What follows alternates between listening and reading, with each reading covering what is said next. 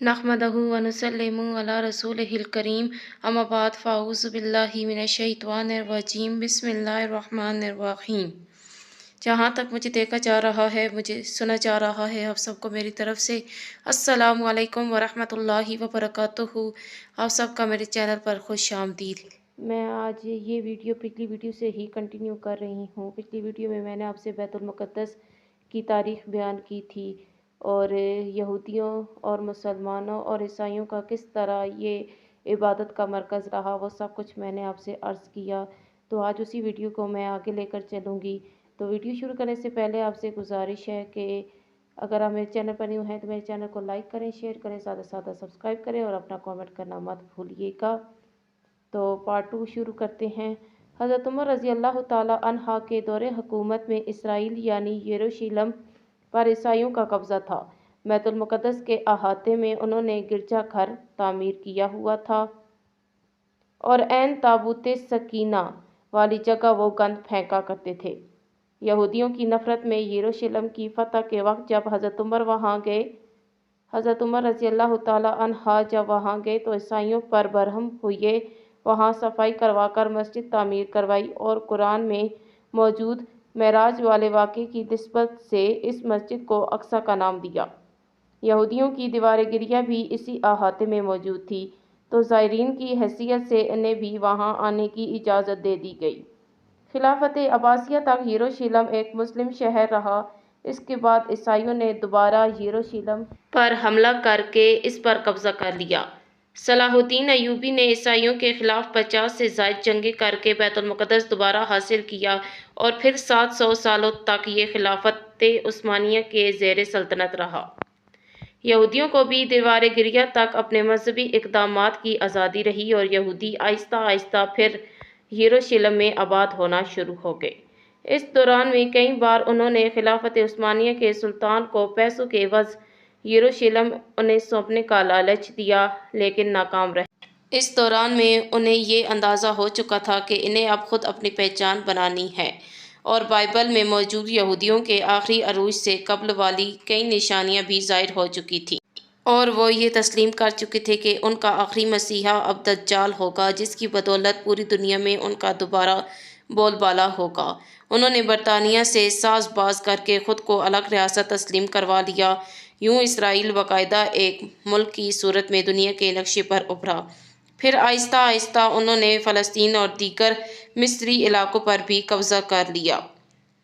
अरब ममालिक इसराइल के खिलाफ जंग पर आए, लेकिन इस वक्त तक ये ख़ुद को इतना मजबूत कर चुके थे कि अरब ममालिक को इस एक छोटे से मुल्क से मुंह की खानी पड़ी। ईसाइयों ने भी देख लिया कि अब इनसे लड़कर कुछ वसूल नहीं होना, तो बाकायदा गिरजा घरों में पादरियों ने तकरीबात मुनक्किद की और यहूदियों के नए माफ़ी का ऐलान किया गया। यूँ सियासी और इक़्तिसादी मफाद परस्ती ने 2000 सालों से एक दूसरे के असली और जानी दुश्मनों को एक सफ़ पर खड़ा किया और कुरान की बात भी सच हो गई कि यहूदो नसरा एक दूसरे के दोस्त हैं। यहूदियों के अकायद के मुताबिक वो हैकल सुलेमानी की हिफाजत नहीं कर पाए तो ख़ुद को कसूरवार कहते हैं, ख़ुद को सज़ा देने के लिए जंजीरों और चमड़े से पीटते हैं और दीवार गिरिया के पास आहुजारी करते हैं। वो ईमान रखते हैं कि तीसरी बार इन्हें पूरी दुनिया पर हुक्मरानी हासिल होगी। इसके लिए मस्जिद अक्सा को गिराना होगा, जिसकी तैयारी वो कर चुके हैं। कब से मस्जिद अक्सा के नीचे बारूदी सुरंगें बिछा दी गई हैं।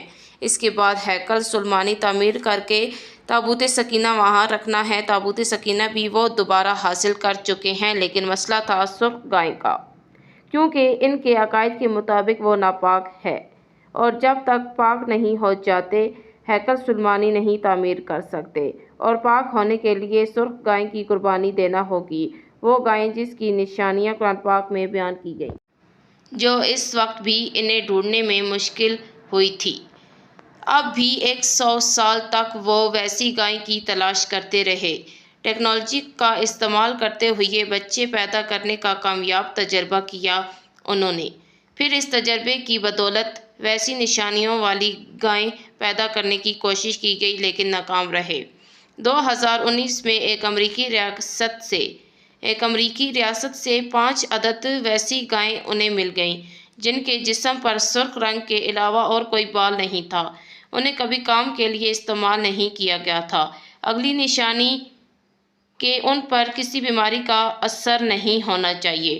پوری دنیا میں کووڈ پھیلا کر مختلف جانوروں کے ساتھ انہیں بھی ٹیسٹ کیا گیا اور ان پر اس بیماری کا کوئی اثر نہ ہوا۔ Red heifer found, mystery of red heifer. یہ گوگل میں سرچ کر کے آپ اس متعلق تفصیل سے پڑھ سکتے ہیں۔ الغرض قرب قیامت اور دجال کے ظہور والی تمام تر تیاریاں مکمل کر چکے ہیں۔ وہ اپنی مرضی کے ڈاکٹر اور انجینئرز بچے پیدا کرنا، 9D ٹیکنالوجی کی مدد سے ایک جگہ ہوتے ہوئے کئی جگہ موجود رہنا، اپنی مرضی کے موسم بنانا، جب چاہو بارش برسا دینا، چند دنوں میں پوری دنیا گھوم لینا، یہ سب دجالی نشانیاں ہیں جو آج کے دور میں کوئی مشکل کام نہیں ہے۔ ہمارے اسلام میں بتائی گئی قیامت کی نشانیوں کی انہوں نے اتنے اچھے سے تیاری کر لی ہے کہ غرقد کے درخت لگا دیے جو انہیں پناہ دیں گے۔ یہ سب میں نے آپ سے دجال کے واقعے میں عرض کیا تھا کہ وہ کس طرح کے درخت ہوں گے اور وہ کیسے ان کا تحفظ کریں گے جب دجال ہوگا، لیکن خیر وہ اس میں بھی ناکام رہیں گے۔ باب اللد، جس جگہ احادیث کے مطابق دجال کا حضرت عیسیٰ کے ہاتھوں قتل ہونے کا ذکر موجود ہے۔ اس جگہ کو دجال کے فرار کے لیے ایئرپورٹ بنا چکے ہیں۔ یہ سب تو قربت قیامت کی نشانیاں ہیں اور ہیکل سلیمانی نے بھی بن کر رہنا ہے۔ پھر اصل جنگ کیا ہے؟ اصل جنگ عقائد کی ہے۔ ہم اپنے عقائد میں اس قدر کمزور ہو چکے ہیں کہ نماز پڑھیں یا نہ پڑھیں ہمیں فرق نہیں پڑتا، اپنے بہن بھائیوں کا حق کھا کر خوشی محسوس کرتے ہیں اور فرقوں کے خرافات میں الجھے ہوئے ہیں۔ فلسطینیوں کے لیے سوائے دعا اور احتجاج کے ہم کیا کر سکتے ہیں؟ کیا ہم اپنے عقائد کے اتنے مضبوط ہیں کہ ڈالر کے بہکاوے میں نہ آئیں؟ کیا ہم یہودیوں کے مقابلے میں نکلنے والے خراسان مجاہدین کی لسٹ میں آتے ہیں یا بس سوشل میڈیا کے تماشائی ہیں؟ اگر آج دجال ظاہر ہو جائے اور توبہ کا دروازہ بند ہو جائے تو ہماری آخرت کے لیے کیا تیاری ہے؟ کیا ہم نے کبھی سوچا ہے؟ اللہ رب العزت مجھے اور آپ کو قرآن و سنت پر عمل کرنے کی توفیق عطا فرمائے۔ یہ تھی آج کی ویڈیو۔ اگر آپ کو آج کی ویڈیو پسند آئی ہے تو میرے چینل کو لائک کریں، شیئر کریں، زیادہ سے زیادہ سبسکرائب کریں۔ میں ملوں گی اگلی ویڈیو میں کچھ اہم واقعات کے ساتھ۔ تب تک اپنا رکھیے گا خیال اور مجھے دیجیے اجازت۔ وآخر دعوانا ان الحمدللہ رب العالمین۔